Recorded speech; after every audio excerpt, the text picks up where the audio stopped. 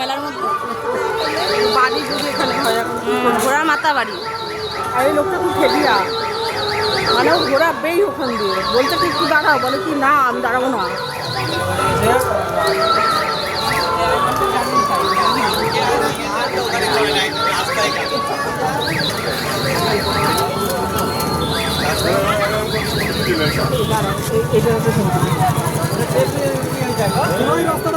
Colour change হয়ে যায়।